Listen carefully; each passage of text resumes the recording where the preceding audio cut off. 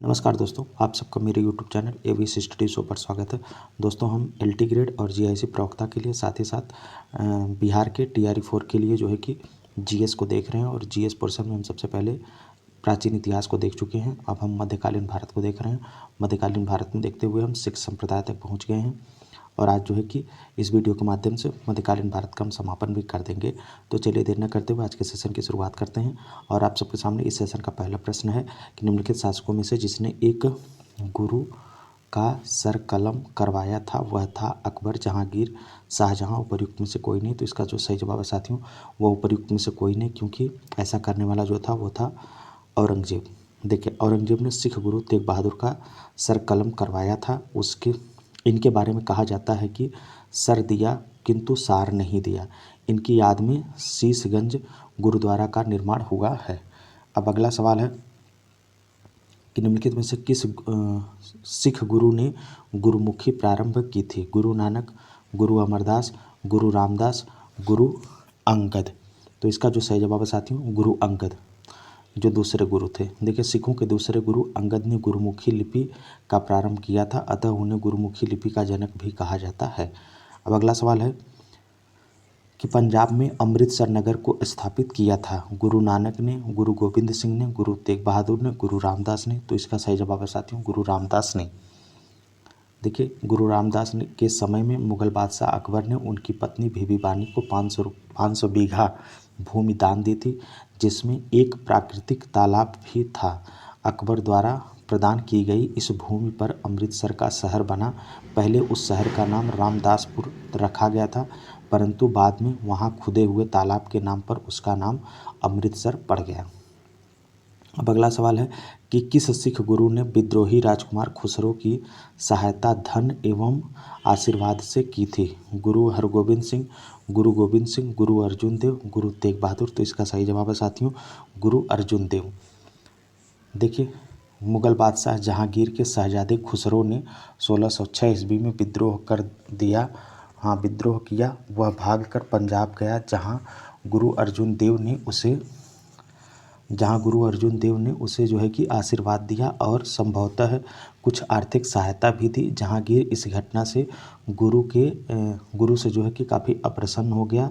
उसने गुरु पर जुर्माना लगा दिया, जिसे देने से इनकार करने पर गुरु को बंदी बना लिया गया और बंदी गृह में कठोर यातनाएं देने के बाद उन्हें मृत्युदंड दे दिया गया।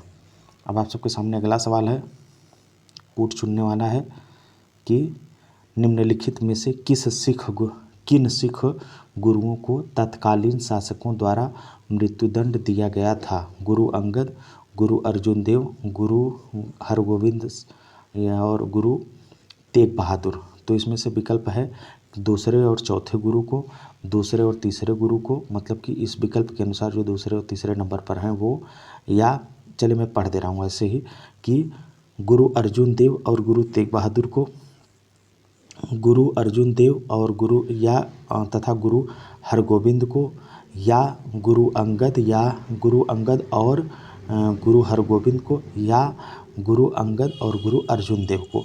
तो इसका सही जवाब है साथियों ऑप्शन ए, जो कि गुरु अर्जुन देव और गुरु तेग बहादुर को उस समय के तत्कालीन मुगल बादशाह के जो शासक थे फांसी दिए थे। देखिए, मतलब कि मृत्युदंड की सजा दिए थे। गुरु अर्जुन देव तथा गुरु तेग बहादुर को तत्कालीन शासकों क्रमशः जहांगीर और औरंगजेब द्वारा, मतलब गुरु अर्जुन देव को जहांगीर ने और गुरु तेग बहादुर को जो है कि औरंगजेब ने मृत्युदंड दिया था। अब देखिए किसको क्यों दिया था वो भी देख लीजिए। गुरु अर्जुन देव जो कि 1581 से 1606 ईस्वी तक सिखों के 5वें गुरु थे। जहांगीर से विद्रोह कर उसका पुत्र शाहजादा खुसरो आगरा से भागकर अफगानिस्तान की ओर जा रहा था। रास्ते में तरन तारण नामक स्थान पर उसने गुरु अर्जुन से भेंट की। गुरु ने उसे यथाशक्ति पूरी सहायता दी, जिससे जहांगीर रुष्ट हो गया और 1606 ईस्वी में षड्यंत्र का आरोप लगाकर उसने उन्हें मृत्युदंड दे दिया। गुरु तेग बहादुर को देखिए क्यों दिया गया था? सिखों के 9वें गुरु थे और औरंगजेब से शत्रुता इन्हें विरासत में मिली थी। औरंगजेब ने इनके साथ जो व्यवहार किया उसके कई कारण बताए जाते हैं। बनर्जी के अनुसार गुरु की हत्या राजनीतिक कारणों से नहीं अपितु धार्मिक कारणों से हुई। औरंगजेब की बहुचर्चित धार्मिक कट्टरपन को सिखों की बगावत का एक कारण माना जाता है और 1675 ईस्वी में औरंगजेब द्वारा गुरु तेग बहादुर को मृत्युदंड इसी कारण से दे दिया गया था। अब अगला सवाल है क्वेश्चन नंबर 6 कि किसकी समाधि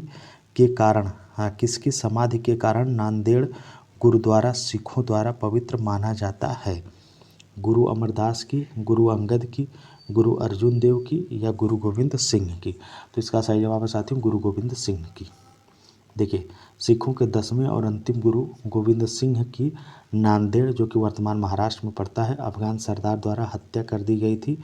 वहाँ पर उनके समाधि स्थल पर नांदेड़, जो कि नांदेड़ गुरुद्वारा स्थित है। अब अगला सवाल है साथियों मराठा राज्य और संघ से। मराठा राज्य और संघ से जो सवाल है उनको देख लेते हैं। तो इनमें से पहला सवाल है कि मराठों के संदर्भ में निम्नलिखित में से कौन सा कथन सही है या है। तो पहला है कथन कि मराठा चौथ और सरदेश मुखी के रूप में कर वसूल करते थे। दूसरा है कि मराठों ने जो है कि 1761 में पानीपत के द्वितीय युद्ध में भाग लिया। और नीचे दिए गए कोड का उपयोग करते हुए सही उत्तर चुनिए। केवल पहला कथन सही है या केवल दूसरा कथन सही है या दोनों कथन सही है या दोनों कथन गलत हैं। तो इसका जो सही जवाब है साथियों कि केवल पहला कथन सही है, क्योंकि दूसरे कथन में जो इन्होंने बोला है कि मराठों ने 1761 में पानीपत के द्वितीय युद्ध में भाग लिया था, तो 1761 ही था, लेकिन द्वितीय युद्ध वो नहीं था, वो तृतीय युद्ध था पानीपत का। देख लीजिए, मराठा चौथ और सरदेश मुखी के रूप में कर वसूल करते थे। मराठों ने 1761 ईस्वी में पानीपत की द्वितीय युद्ध में नहीं अपितु तृतीय युद्ध में भाग लिया था।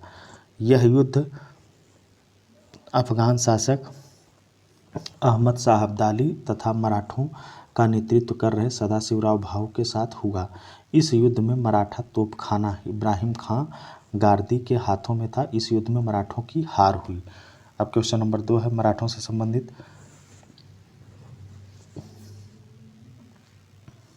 कि मराठों के उत्कर्ष का निम्न में से कौन सा कारण सही है।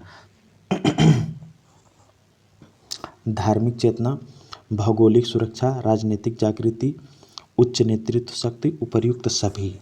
तो मराठों के उत्कर्ष का जो कारण है, ये सभी कारण है मराठों के उत्कर्ष का। देख लीजिए, मराठों के उत्कर्ष के लिए उपर्युक्त सभी कारण सही है। मराठा शक्ति का उत्कर्ष किसी एक व्यक्ति या विशेष व्यक्ति समूह का कार्य न था और न किसी विशेष समय में उत्पन्न हुई अस्थायी परिस्थितियों का ही परिणाम था। मराठा शक्ति के उदय का आधार महाराष्ट्र के संपूर्ण निवासी थे, जिन्होंने जाति, भाषा, धर्म, साहित्य और निवास स्थान की एकता के आधार पर राष्ट्रीयता की भावना को जन्म दिया और उस राष्ट्रीयता को संगठित करने के लिए एक स्वतंत्र राज्य की स्थापना की इच्छा व्यक्त की। महाराष्ट्र की भौगोलिक परिस्थितियां भी मराठा शक्ति के उत्कर्ष में सहायक थीं। शिवाजी और अन्य मराठा नेताओं की उच्च नेतृत्व क्षमता भी इसमें भागीदार थी। अब देखिए, अगला सवाल है कि वह कौन सेना नायक था जिसे बीजापुर के सुल्तान ने 1659 ईस्वी में शिवाजी को दबाने के लिए भेजा था। इनायत खां, अफजल खां और या शाइस्ता खां या सैयद खां। तो इसका सही जवाब है साथियों अफजल खां। देखिए, बीजापुर के सुल्तान ने 1659 ईस्वी में अफजल खां नामक अनुभवी एवं विश्वस्त सेना नायक को शिवाजी की महत्वाकांक्षाओं पर अंकुश लगाने के लिए भेजा था, किंतु कूटनीतिज्ञ शिवाजी ने उसका वध कर दिया। अगला सवाल है क्वेश्चन नंबर 4 कि शिवाजी की राजधानी कहाँ पर थी। रायगढ़, सतारा, पुरंदर, तंजौर। तो इसका सही जवाब है साथियों रायगढ़। व्याख्या देख लीजिए, 1674 ईस्वी में शिवाजी ने अपना राज्याभिषेक कराया और छत्रपति की उपाधि धारण की एवं रायगढ़ को अपनी राजधानी बनाया। उस युग के महान विद्वान बनारस के पंडित विश्वेश्वर भट्ट उर्फ गंगा भट्ट ने उन्हें क्षत्रिय घोषित करते हुए उनका राज्याभिषेक कराया। क्वेश्चन नंबर 5 है कि औरंगजेब की मृत्यु के समय मराठा नेतृत्व किसके हाथों में था। संभाजी, राजाराम, जीजाबाई, ताराबाई। तो इसका सही जवाब है साथियों ताराबाई। व्याख्या देख लीजिए, राजाराम 1689 से 1700 ने साहू के प्रतिनिधि के रूप में मराठों का नेतृत्व किया। राजाराम की मृत्यु के बाद उसकी विधवा पत्नी ताराबाई ने अपने 4 वर्षीय पुत्र को शिवाजी द्वितीय के नाम से गद्दी पर बैठाया और मुगलों से स्वतंत्रता संघर्ष जारी रखा। औरंगजेब की मृत्यु के समय मराठा नेतृत्व ताराबाई के ही हाथों में था। अब है क्वेश्चन नंबर 6 की सुरक्षा के लिए मराठों के राजस्व के दावों को किस नाम से जाना जाता है? सरदेश मुखी, चौथ, अबवाब, जमादानी। तो इसका सही जवाब है साथियों चौथ। देखिए, चौथ उन प्रांतों से लिया जाता था जिन्हें मुगलई कहा जाता था।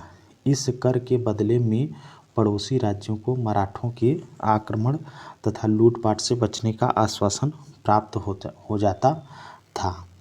तो ये थे प्रश्नों का समापन हुआ। अब जिन भी टॉपिकों को हम पढ़े हैं, चाहे वो सिख साम्राज्य हो, सिख गुरु हो, चाहे ये जो है कि मराठा साम्राज्य रहा हो, इससे संबंधित जो महत्वपूर्ण तथ्य हैं हम उनको देखेंगे। देखिए,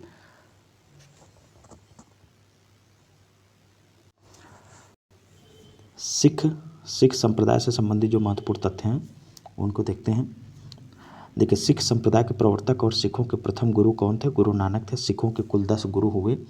भाई लहना गुरु अंगद के नाम से सिखों के 10वें गुरु बने और गुरु अंगद को गुरुमुखी लिपि का जो है कि दूसरे गुरु जो थे, इन्हीं को गुरुमुखी लिपि का जन्मदाता माना जाता है। और गुरु अमरदास ने धार्मिक साम्राज्य को 22 मनजियों मतलब कि गद्दियों अथवा भागों में बांटा था। चौथे गुरु जो थे रामदास के समय में मुगल बादशाह अकबर ने उनकी पत्नी बीबी भानी को 500 बीघा भूमि प्रदान की थी और बीबी भानी को अकबर द्वारा प्रदान की गई भूमि पर अमृतसर शहर बना।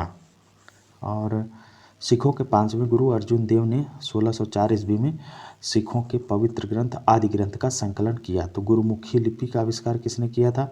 गुरु अंगद ने। और आदि ग्रंथ जो सिखों का पवित्र ग्रंथ माना जाता है वो 5वें गुरु अर्जुन देव ने 1604 ईस्वी में इसका संकलन किया। राजकुमार खुसरो की सहायता करने के कारण जहांगीर ने गुरु अर्जुन देव को फांसी पर चढ़वा दिया। राजकुमार खुसरो की सहायता करने के कारण जहांगीर ने जो है कि गुरु अर्जुन देव को फांसी पर चढ़वा दिया। गुरु अर्जुन देव ने अमृतसर तालाब के मध्य में श्री हरमिंदर साहिब का निर्माण करवाया। गुरु अर्जुन देव तरन तारण और करतारपुर नामक नगर बसाए। गुरु अर्जुन देव ने मसनद प्रथा चलाई, जिसके अनुसार सिखों को अपनी आय का 10वां भाग गुरु को देना पड़ता था। आदि ग्रंथ में सबसे पहले की रचनाओं में बंगाल के वैष्णव कवि जयदेव की रचनाएं हैं और अंतिम रचनाएं सिख गुरु तेग बहादुर की हैं। गुरु अर्जुन देव तथा गुरु तेग बहादुर को तत्कालीन शासकों क्रमशः जहांगीर और औरंगजेब द्वारा मृत्युदंड दिया गया था। सिखों के 10वें एवं अंतिम गुरु गुरु गोविंद सिंह ने सिखों को एक सैनिक संप्रदाय खालसा पंथ में परिवर्तित कर दिया। खालसा पंथ की स्थापना गुरु गोविंद सिंह ने 1699 ईस्वी में बैसाखी के दिन आनंदपुर साहिब में की थी।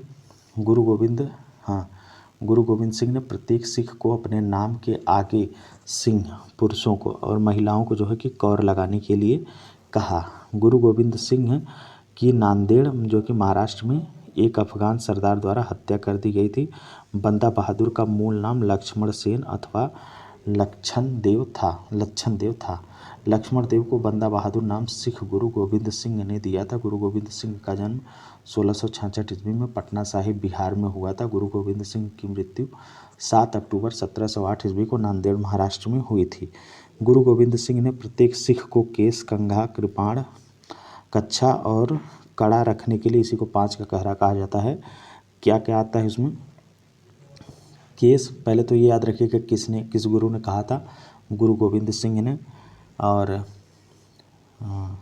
इन्होंने जो 5 चीज़ें हर सिख को अपने पास रखने के लिए कही थी, या अपने जीवन का एसेंशियल भाग अपनाने का, केस, कंघा, कृपाण, कच्छा और कड़ा रखने का आदेश दिया था।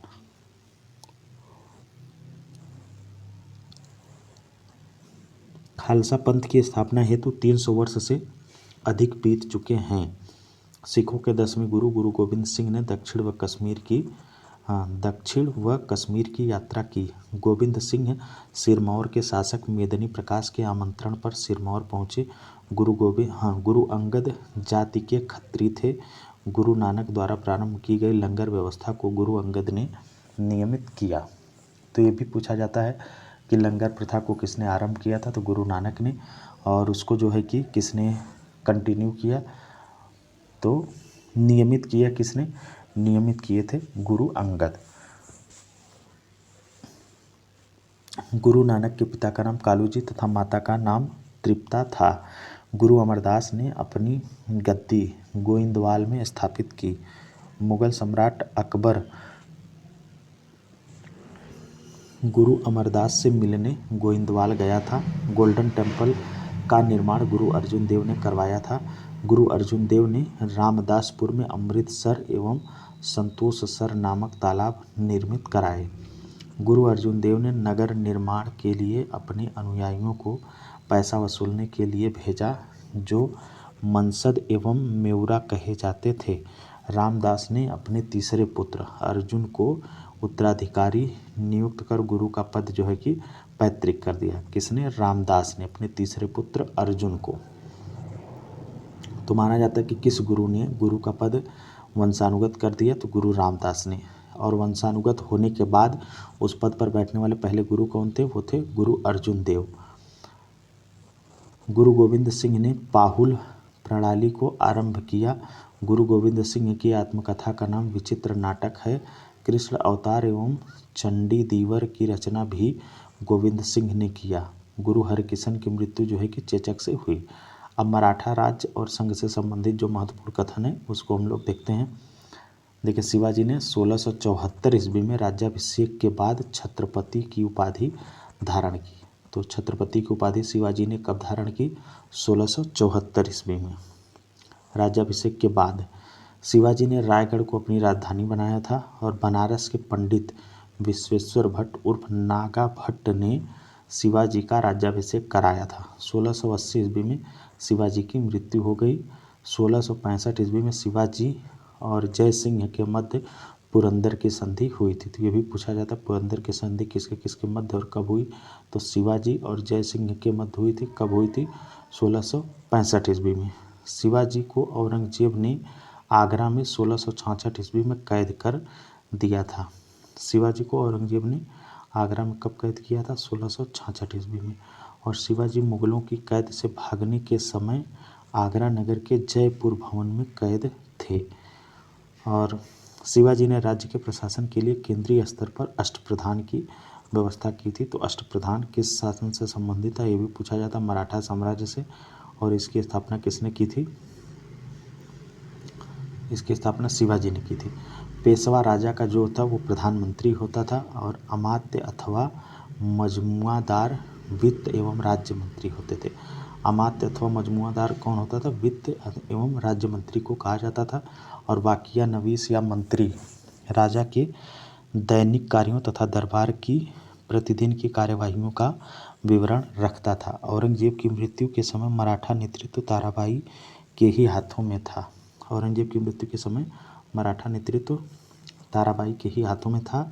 संभाजी के बाद मराठा शासन को पेशवा बालाजी विश्वनाथ ने सरल एवं कारगर बनाया। संभाजी के बाद मराठा शासन को किसने, पेशवा बालाजी विश्वनाथ ने सरल एवं कारगर बनाया। मराठा छत्रपति साहू ने बालाजी को पेशवा के पद पर नियुक्त किया।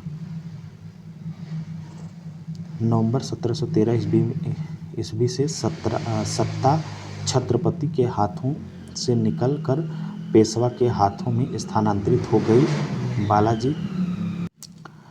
बालाजी विश्वनाथ का शासनकाल 1713 से 1720 ईस्वी के बीच था। 1720 ईस्वी में साहू ने बालाजी विश्वनाथ के बड़े पुत्र बाजीराव प्रथम को पेशवा नियुक्त किया। बाजीराव प्रथम का कार्यकाल 1720 से 1744 ईस्वी तक था। बाजीराव 1740 ईस्वी में बाजीराव की मृत्यु के पश्चात पेशवा बने। माधवराव का शासनकाल 1761 से 1772 ईस्वी है। बाजीराव के समय पेशवा पद पैतृक बन गया था।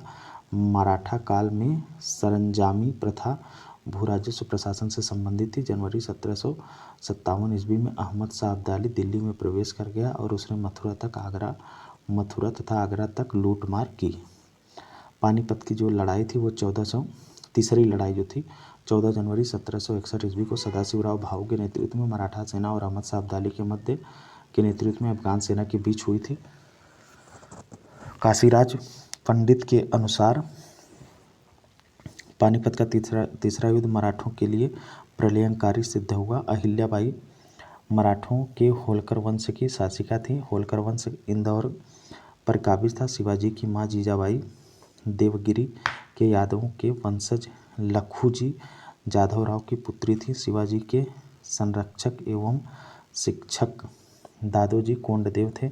शिवाजी ने 1672 ईस्वी में साल्हेर के युद्ध में मुगलों को हराया था। शिवाजी ने 1665 ईस्वी को जालवी को मराठा सरदार चंद्रराव मौर्य से जीता था। जावली को जो है कि मराठा सरदार चंद्रराव मौर्य से जीता था। मलिक अंबर ने मराठों को गुरिल्ला युद्ध में निपुणता प्रदान कर दी थी। उसे गुरिल्ला युद्ध नीति का प्रणेता कहा जाता है। 1660 ईस्वी में औरंगजेब ने शाइस्ता खां को शिवाजी को समाप्त करने के लिए दक्षिण का सूबेदार नियुक्त किया। किसको? औरंगजेब ने शाइस्ता खां को शिवाजी को समाप्त करने के लिए दक्षिण का सूबेदार नियुक्त किया था। 1659 ईस्वी में बीजापुर राज्य ने अपने प्रख्यात सरदार अफजल खां को शिवाजी को कैद करने या मार डालने के लिए भेजा। शिवाजी ने शाइस्ता खां को 1663 ईस्वी में पराजित किया था। शिवाजी ने शाइस्ता खां को 1663 ईस्वी में पराजित किया था। देशमुख शिवाजी के समय स्वतंत्र मराठा राज्य का विरोध करते थे। शिवाजी ने उपज के आधार पर भूमि को उत्तम, मध्यम और निम्न तीन श्रेणियों में बांटा था। शिवाजी ने हिंदू धर्मोद्धारक की उपाधि धारण की थी। शिवाजी के अष्टप्रधान में सुमंत या दबीर राज्य का विदेश मंत्री होता था और मराठा प्रशासन में कुलकर्णी गांव की भूमि का लेखा जोखा रखता था। शिवाजी के पश्चात गुरिल्ला पद्धति का महानतम प्रतिपादक बाजीराव प्रथम था। पेशवा ने पतदाम नामक कर विधवा पुनर्विवाह पर लगाया था और 17 मई 1782 ईस्वी को सालबाई की संधि के द्वारा प्रथम आंग्ल मराठा युद्ध क्या हुआ? समाप्त हुआ। तो साथियों, आज की वीडियो में इतना ही और ये इस तरह से मध्यकालीन भारत आपका कंप्लीट हुआ। अब हम जो है कि आधुनिक भारत के साथ साथ जो है कि भारत की संपूर्ण राज्य व्यवस्था को भी जल्दी से जल्दी आप लोगों को प्रोवाइड कराने की कोशिश करेंगे, ताकि आप लोग 15 दिन जब आपका बच्चे परीक्षा के लिए, तो बार बार वीडियो देख करके आप लोग उसको जो है कि रिवाइज कर सकें। उसके बाद जल्द ही संभव हो तो हुआ तो हम विज्ञान के तीनों, चाहे वो फिजिक्स हो, चाहे केमिस्ट्री हो, चाहे बायोलॉजी हो उसको, या फिर और जो है कि इकोनॉमिक्स में जो इम्पॉर्टेंट चीज़ें हैं उनको, साथ ही साथ करंट अफेयर के भी कुछ महत्वपूर्ण चीज़ों को जल्द से जल्द प्रोवाइड कराने की कोशिश करेंगे। अगर आप लोगों को मेरा ये प्रयास अच्छा लग रहा हो तो आप लोग मेरे चैनल को सब्सक्राइब करिए और वीडियो को लाइक करिए। धन्यवाद।